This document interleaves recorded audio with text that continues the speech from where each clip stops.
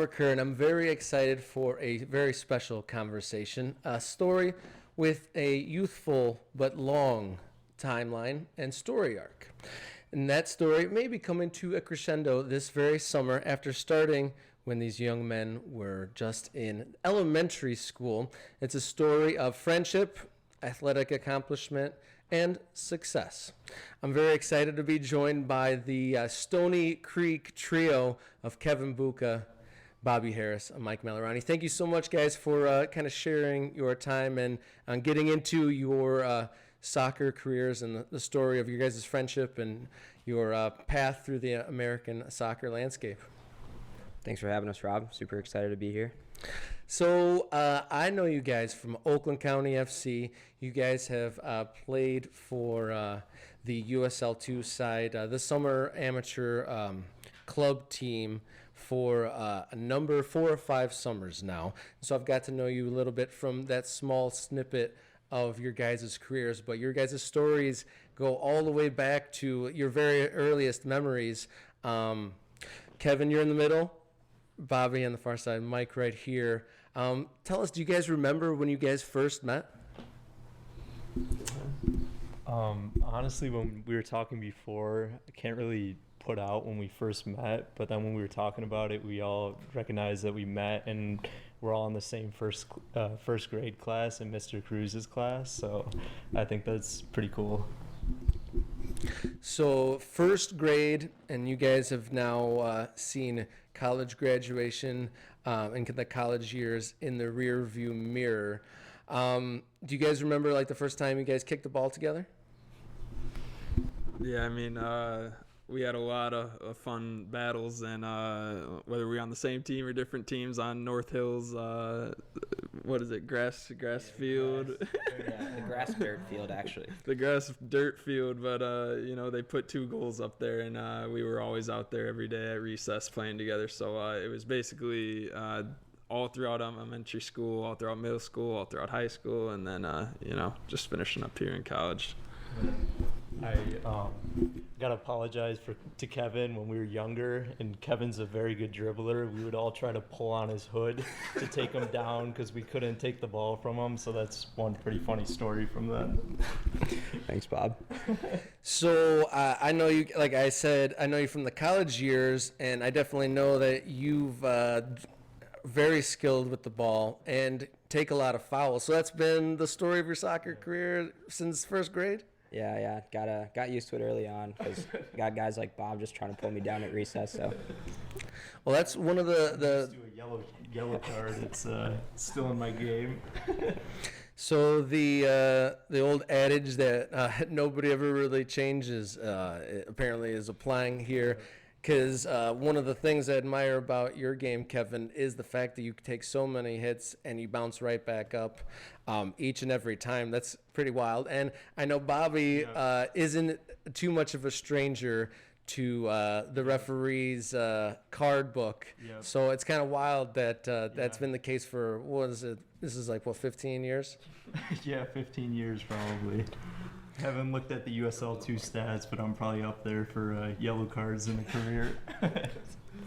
So we'll kind of get into your guys' youth and kind of touch on some moments when you were young, but we'll kind of go back and forth here because you guys, obviously you played in recess and all that, but you guys never really, you had parallel soccer careers, but sometimes a couple of you were paired up on a team and then another pair, but all 3 of you, even though you'd known each other for so long and played the game, never actually got to play all together until Oakland County FC in 2019? Yeah, that's correct. And so tell me the story of kind of how that came about and then how it felt once you guys all got to play together. Yeah, I mean, we started playing like organized soccer probably in first or second grade, RYSL, just youth soccer league. We were all on separate teams playing in an in-house league, and then as we got older, we transitioned to like the travel soccer league, RSC, Waza, and Mike and I got to play together when we were younger in elementary school through probably 8th grade. We played together on the same club team for those years. Bobby was at Waza, and we had some fun games against each other. We'll leave the score lines of those out of this, but then I went on to Vardar and joined their club team there, and then we entered high school, and then Mike and Bob got the chance to play together. You want to take it from there? Yeah, so I obviously grew up playing with Kevin at Rochester Soccer Club, and then once Kevin went off to academy, me and Bobby played together for our first 2 years of high school, and then Bobby went to Vardar with Kevin. So it was kind of just a back and forth of just two of us getting a chance to play together, and then Bobby ended up coming back to Vardar, or to high school for Stoney Creek our senior year, and then after that was over, after all high school soccer was done, I went and played with Kevin at Vardar. So it was kind of just a mismatch of everyone going on different teams, and then once we got to our separate colleges and came back for the summer, Oakland County was that first time where we all three got together. But that first summer when you all played together, that wasn't the first encounter with Oakland County FC, was it? No, it wasn't. Bob, want to take it? No, just remembering going to Stoney to go shoot around and seeing a team in purple playing on the field and being intrigued on what was going on in the field. And I remember buying a shirt and sticking around for one of the games, which was really cool. So you guys were in high school, you guys were doing quite well, but it still seemed like kind of a big deal to have the summer league season players and team, in your backyard. Yeah, it was awesome to see, especially we were so used to the stadium at Stoney being just a Stoney Creek soccer football stadium, but when we were seeing it dressed up with the purple and white and all the banners, it was really cool to see. Yeah, it's fun to have such a competitive league. Obviously, I'm a bit of a bigger soccer nerd than the average person, and I absolutely love the summer club season. A big part because you guys in the club being right there in my hometown. But the how should I put this? How was it? So in 2019, you'd known of the team in high school, and then when you're all three of you in purple together, did it feel any different being in like an organized team all together, or did you feel like you were back on like the playground playing together? For me, it was always the same. Like, it was always like we were just playing as kids, even up to just our last game. Bobby comes on in the second half and looks at me. He's like, we're playing the same positions we were playing in high school. Like let's just have fun. And it's kind of gotten to that point where we're all just having fun out there and just like we have been like our whole lives. And that really brings me to the point of why I wanted to bring everyone together here for this conversation, is because after, your guys' college careers have come to completion, and, you guys are also academically achievers as well, and you have professional lives to work towards or step towards here in the fall. So the story arc of you guys coming back to Oakland County FC, this may very well be the crescendo of that story. So the here and now, just this past weekend, we had the Oakland County FC's home opener, and you just said you were playing the positions you were when you were kids, and you had an opportunity, Bobby, to be a second half substitution. Why don't you kind of walk us through the game and then into your introduction into the match? So I came onto the match and coach was saying I was going on to play striker, which I was kind of shocked at first, but I was also excited to go in with Mike up there up top. And basically when we came on, I know when you watch the first half, it was kind of dull. Like, there wasn't too much going on. Just watching it from outside, I was like, I'm going to go on there and see if we can get anything started. Let's see if we can, make this game a little bit more interesting. And then we started to get chances, and you could kind of even just feel, the whole environment start to, change in the stadium. And then when I scored, it was great, just going over to the bench and all celebrating, which was really cool. for those who haven't seen it, we'll try to get the replay in this piece. But it was a connection of old friends. Mike brings down a longer ball, dishes it off to you on the bounce, and apparently your right foot is the weaker one. Yeah, I was. We were laughing about this at practice yesterday because we were warming up and we were taking shots on top of the box, and I was telling Rocco before the game, I was like, I absolutely hate hitting volleys with my right foot. And I go on in the second half and score a volley with my right foot, which is like super ironic, but I thought that was pretty funny. So the pictures of the celebration, you really felt that deep down in your soul after scoring. Yeah, it was like part excitement, like a little part like shock, like surprise. I was just pretty happy. So even after playing this game that we all love your whole life, you're still surprised and shocked by it. Yeah, honestly, because when I play, it's more like just passing and just trying to keeping the tempo going, and then I've never really my whole life been too much of a goal scorer, so when I have those moments, I often just celebrate them. So yeah. He's known for a worldie though. Yes, so if we get my goal call in the mix, I got excited. It was a very dramatic moment in the match. I wasn't sure. I was a little embarrassed. Maybe I said it was the goal of your life. I hope I wasn't overstepping my bounds there. Well, that's very good. I'm glad that you liked that call, and it was an extremely exciting moment. Kevin, you didn't get to play in that, but what did you think of the atmosphere there in Royal Oak? I heard it. I'm stuck up in the press box up there, but I heard it was a good atmosphere out in the stands. Oh yeah, it was amazing. It was definitely the best opening game that I've seen, opening home match. And it really was fun to be on the bench watching that, especially when things turned around in the second half, and especially watching the connection from these two guys. It was like been doing this our whole childhood, and now we're out here doing it again. So yeah, there's a beautiful picture I hope we can include of Bobby running away and celebrating, and the assister, your friend Mike here, right in the background celebrating for you. And it's wild, some of the pictures that you guys shared before this interview. There's some other pictures just like that from when you were, only waist high. Mm-hmm. Yeah. What are some of the, I guess before we go back too much, we'll stay in the here and now. In the fall, you guys are kind of going separate ways into your professional lives.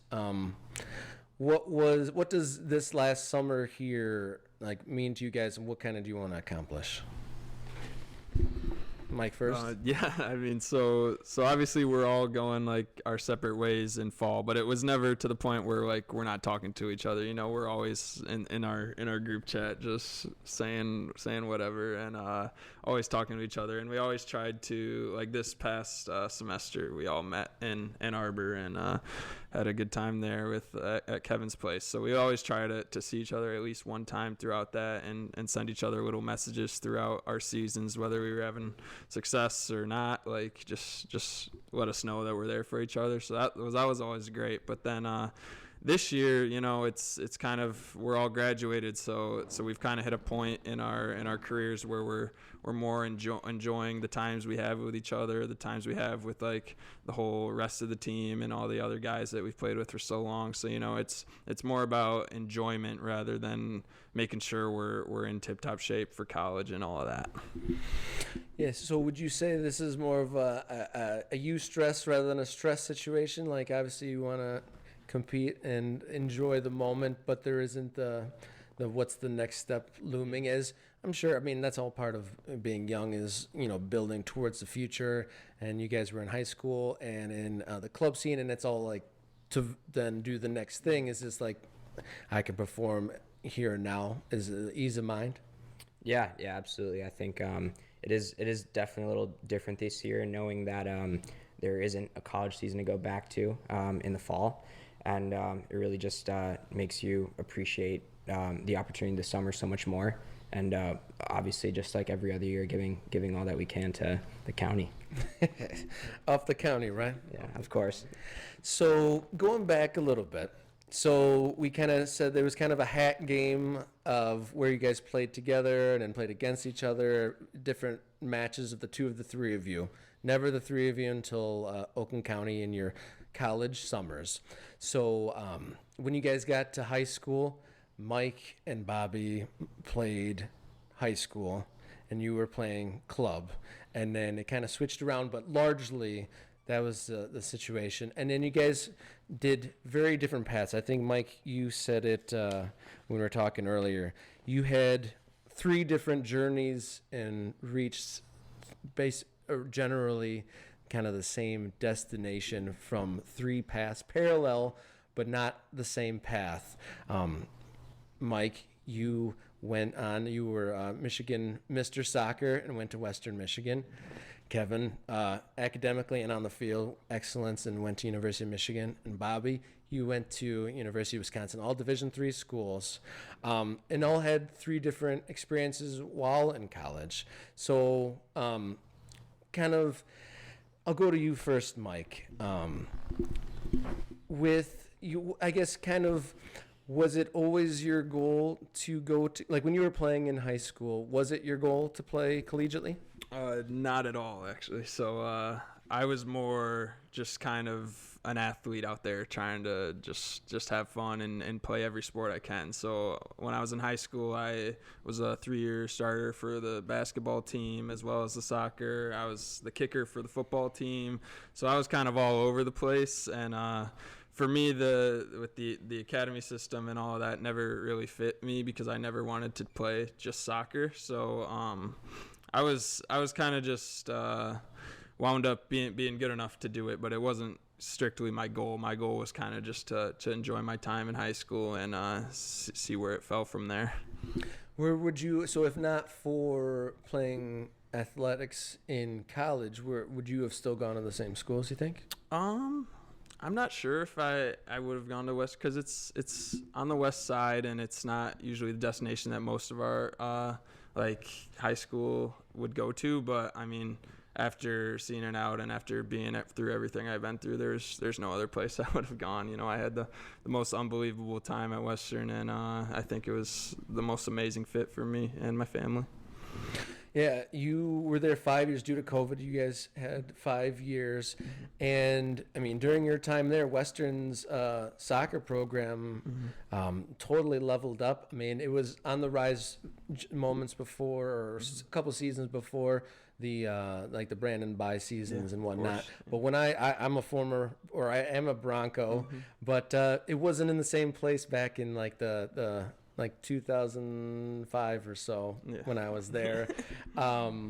So what was that being kind of like on the ascent of a program? Like? Yeah, I mean, it was unbelievable, and you know, we could all feel it, and like at Western, it's like a big family atmosphere with all the alumni and everything just rooting for Western against all sorts of these bigger teams that we come up against. And for us to, you know, this past year win our conference championship, you know, beat a bunch of these bigger conference schools, go on to the Sweet 16 in the NCAA tournament, you know, it was kind of a culmination of everything that not only myself but every one of my teammates and coaches put in. You know, we were all fighting for one goal, and it was awesome to be a part of. I know one of the stats about your team that's thrown out quite a bit is you were, I think, undefeated or had a completely dominant record against the in-state Michigan teams. So I don't know what it's up to now, but it's somewhere around 13 or 14 in a row against the Michigan schools. So whether it be Oakland, Detroit, Michigan State, or Michigan, you know, our coach Chad Wiseman takes big. Very proud of that one. With that said, Kevin, you went to University of Michigan in state, but you had a different path. How old were you, and what age group were you when you joined club? So I played my elementary school years and middle school years with RSC. And then I joined Vardar when I was in 8th grade, and I was a developmental player for the academy, which had just started at the U14 age group.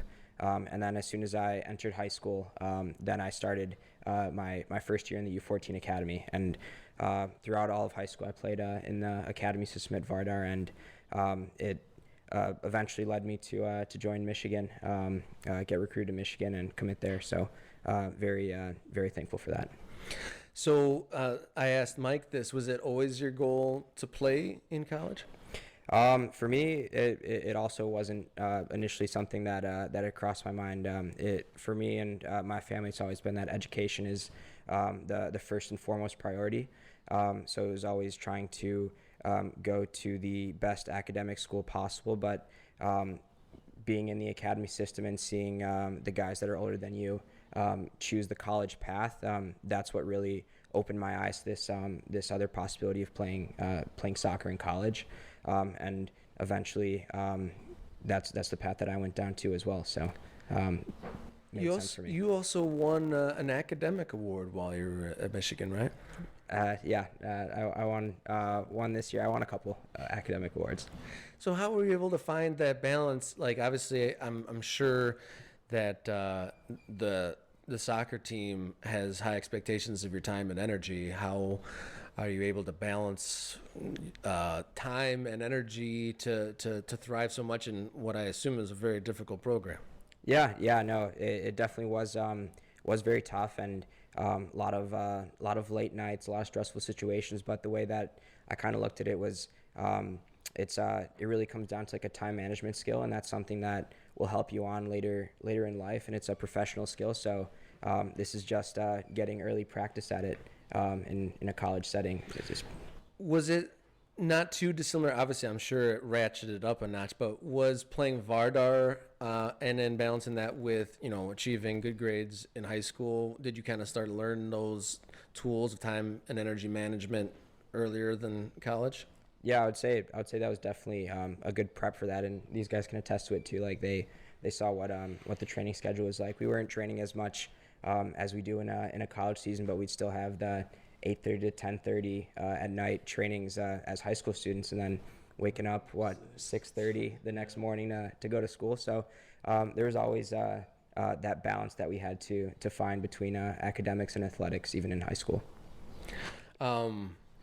Was there ever a time when because academically achieving that to get to Michigan is something that is a goal.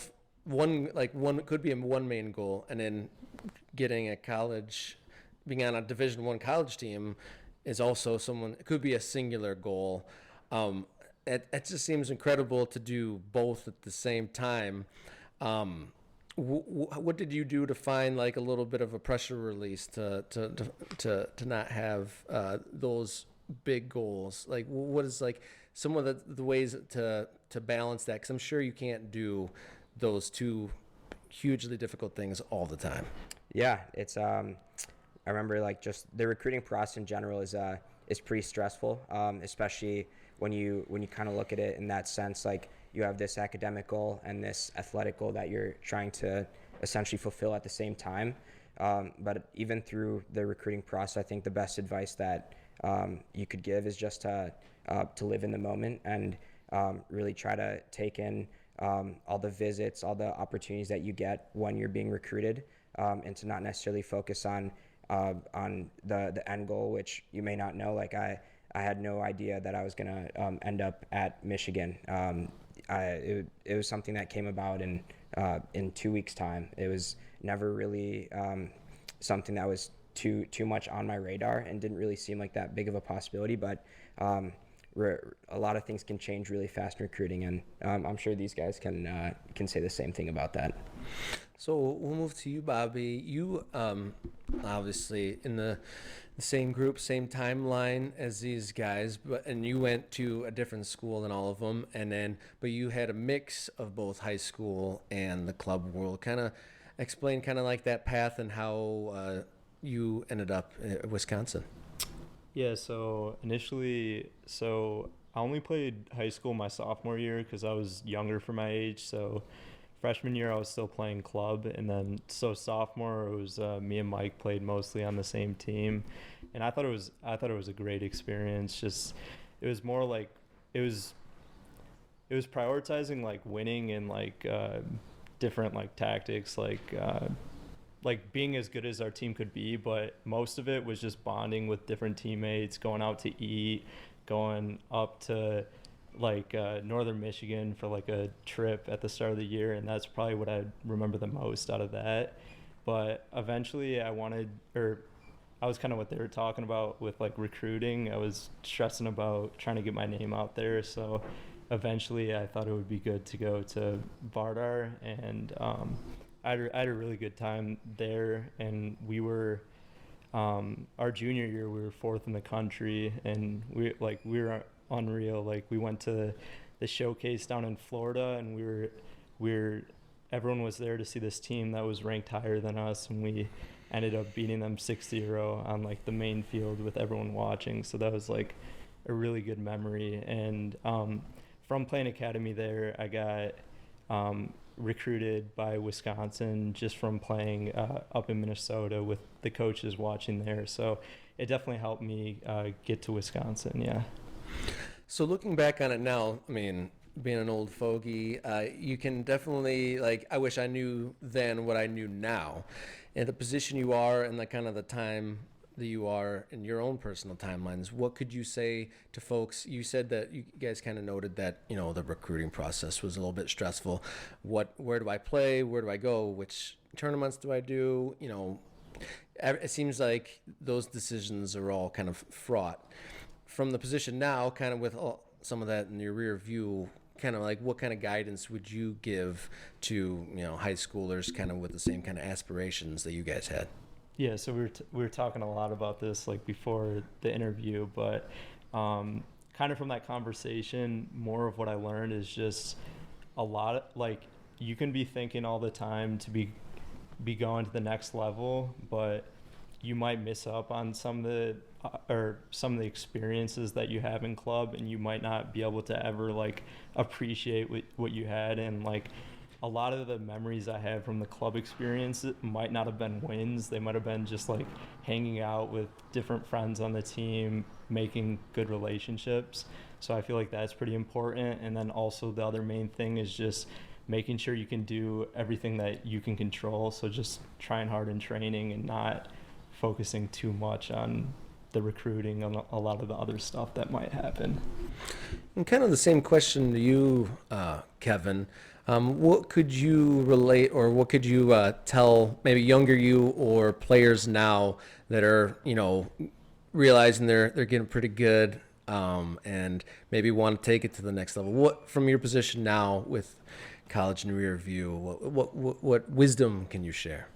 Yeah, I'd say it's definitely like if I were to put myself back in high school, it's pretty daunting trying to figure out what the best path is to get to where you want to get to, whether that's playing Division I or just playing soccer in college in general. But looking at all three of our journeys, it's very clear that there's no set path to reach that end goal. Like you got Mike played high school soccer and got to play Division I soccer. Bobby played academy and high school, and then I played academy the whole time, and we both made it. We all made it to the same level. So we all attended college camps, made it to a few showcases. There really is no set path to reach your end goal. So you think that maybe just kind of sending a message of like, don't stress that there's one specific way. Like if you don't go to this one school or if you don't join this one academy, it's not necessarily, you know, lights out. Yeah, 100%. There are going to be opportunities everywhere you go, at every level, at every club, at every high school, at every academy. So just making the most of those opportunities that are afforded to you is probably the best advice. Mike, you, like we were saying, all three of you with different paths. Mm-hmm. You played through high school, and then you ended up having a successful collegiate career. What can you say in the same vein as a player who played almost exclusively high school and high school ball? So I would go high school soccer and then go off to my different sports and then come back to club in the spring season. So from my experience, I've always been of the mindset to say if you're like a good enough player and if you're doing all the right things, that the college coaches will find you. And I'm not someone who, obviously I think it benefits to and you can get more eyes on you in the academy system. But I think if you take advantage of your opportunity and you just enjoy yourself, I think it'll all work out in the end. And if you take advantage of those chances that you get. But obviously with the academy system, you have a lot more chances and you have a chance to get a lot more eyes on you, I would say. And so if a coach says you got to go to my academy or you might not get a chance, like, would you say, you tell them to pump the brakes? Yeah. I was always of the mindset that you should be able to do whatever you want, and that's kind of what I did. So I was a high school player my whole career and ended up having the best time I could have in that sense. So I would never be someone to tell a kid you got to go do this, you got to go do this. I think if you're good enough and if you're doing all the right things, it'll work out for you in the end. The soccer landscape, we're kind of bringing it back to the summer ball conversation. Thank you for your advice to the younger ones. You guys have been around for 5 years. The landscape is ever changing of the summer ball. What kind of changes have you guys noticed in your time around the summer club game? Yeah, I'd say, first and foremost, we all joined Oakland County when they were playing in the UPSL, and now we're in USL League 2 for the last, this will be the third season that we've been able to play in USL 2, and so that's a big change in itself, just the ever-changing leagues and divisions within each league. We have different teams that we play against every summer, seems like, for the most part, but that's part of what makes it so fun. You never know exactly how the summer's going to shape out and what kind of players you'll see or come up against. Obviously, the summer seasons and just the club ball and just even academy teams, or maybe not academy, but youth clubs are adding the kind of senior teams like Jags and Nationals and others are adding Midwest are adding senior level teams to their youth club, where at one point, once you hit 18, you went into college, your time at the club was done. What do you think has inspired the traditional youth and powerful, bigger youth clubs to add that senior element to their programs? I think one of the things could be just to give good players on their teams opportunities to play against higher level competition at a higher age. So someone before going into a college scene would get better level competition so that they can possibly thrive at the next level.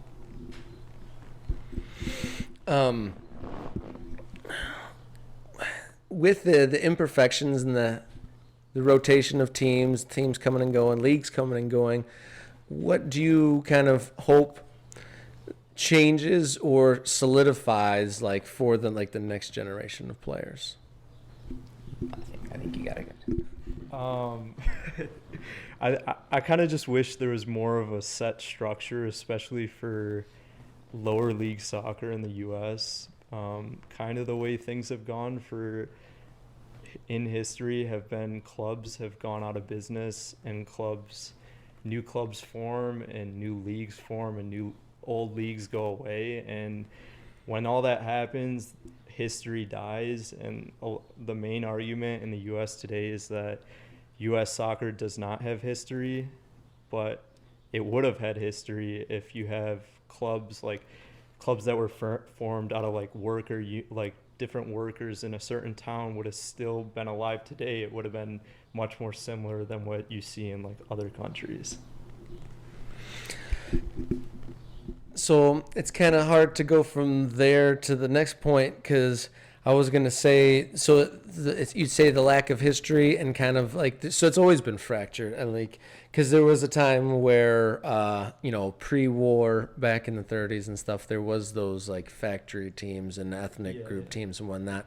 But, for for a variety of reasons that the soccer historians online like to tell us about, that kind of got destroyed. And it was rebirthed, when I was young, and World Cup 1994 was a watershed moment.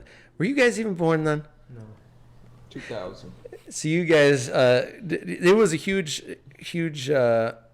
change and kind of shocked the world. And the World Cup '94 still remains the highest attended World Cup in history, even though there was less games at that tournament than there is now.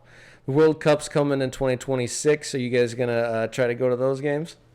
Oh yeah, that'll be a fantastic guys trip in 2026. Yeah, so you get we have a few years to plan ahead, and that was kind of one of the questions that I was gonna ask as far as like staying in contact, because we've talked about in this conversation the three of you guys kind of going in different directions at college, and I'm kind of getting the vibe that you guys never lost contact when you went off to your different universities.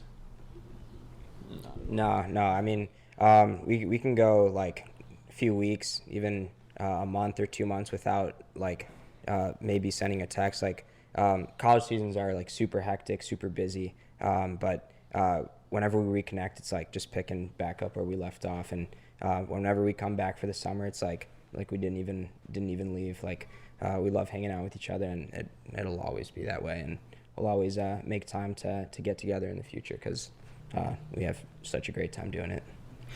I'm going to go to you, Mike. I'm going to kind of see some comments on this last summer here. You missed a large part of 2022 through injury. What does it mean to be healthier now, and then for this to possibly be like the last time in like a structured competitive environment play with these guys? Yeah, I mean, I'm just trying to enjoy every moment I have, with guys who have also been at the club, and then just all the new talent and all the young guys we're bringing in, trying to do the best I can to help them realize like the opportunity they have and the careers that they could have ahead of them, trying to help them reach their potential. But I mean, in terms of us, like I said, we're just enjoying every moment that we can while we can still do it. And for me, it's really nice to have like my legs feeling good again, and not having to deal with any injuries like I have the last summer. No, that's understandable. I know, you were an amazing teammate. You were at almost just about every single event, even though you weren't able to play at all. And you guys all have a lot of heart and a lot of spirit. And I admire, the summer soccer season and club, it's very transient. A couple guys might be here for a couple games and here and there. But, that's a big reason why guys get you out here, is because you guys do actually have a story arc together, and you've been very loyal to the club and coming back throughout your college years. Mm-hmm. Yeah, I think the biggest part in that is it gives us what gives us such a great place to come back to and want to continue to playing for the club is just everyone involved, whether it be all the Elmwood elite such as yourself, and all of the fans, and all of the ownership with Nick and Theo, and then obviously Vinny coming into the fold here. And I just think everything that the club's done in our time here has been nothing short of awesome for us, and it gives us a great place to come and be able to enjoy all these moments with each other. Bobby, what would you have to say on the same kind of line of questioning? No, I would just say like exactly what he was saying is that throughout the USL2, I think OCFC has done one of the best jobs in connecting like ownership through fans with the players on the team, like having like genuine relationships, like playing video games, playing golf, like everything, actually hanging out in their free time. And like after a game where we go to the bar and like hang out with the fans, I think that's like really important, especially for like a community aspect. And then, like, you guys are stepping into your professional lives. Do you think that in the summers ahead, you guys might be in the stands rooting, or maybe try to come back and play some more? Well, we'll see if we can keep our fitness levels high enough to come back and play. But no, we'll be Oakland County fans for life. Very good, very good. Is there any like parting thoughts that you guys have? Like, you have a unique moment here where you still have some games to play, but like I said, a lot of it you guys have already accomplished. Are there any thoughts you'd like to share before we end our conversation?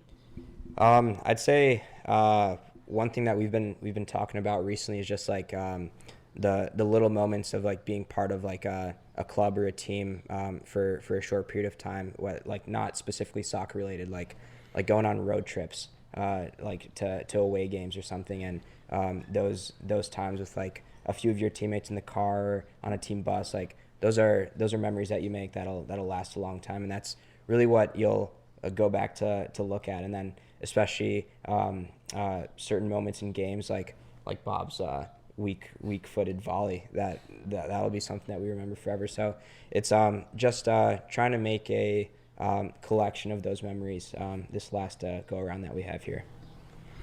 Do the other gentlemen have any other to add?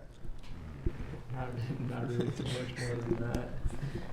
Yeah, no, I think it was well said by Kevin, but we're just trying to enjoy, and we're just thankful for everything that the ownership and all the coaches and everything have done for us.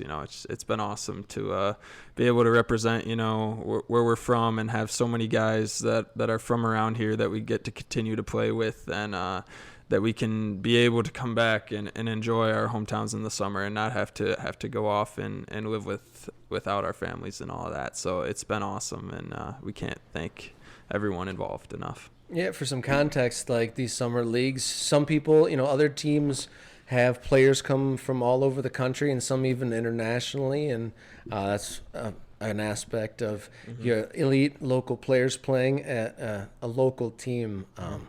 I really like that aspect of it. Yeah, for sure. We don't we obviously have a few players that we house every year, but for the most part, it's just guys from anywhere within 45 minutes of Oakland County, kind of all coming together, and it's guys we've grown up with, and guys obviously with us three having the closest connection, but other guys who we've played like in one step or the other throughout our whole lives with. So it's awesome to kind of have also that with the community aspect to the team, having these guys that all live within 30 minutes of each other come and play together.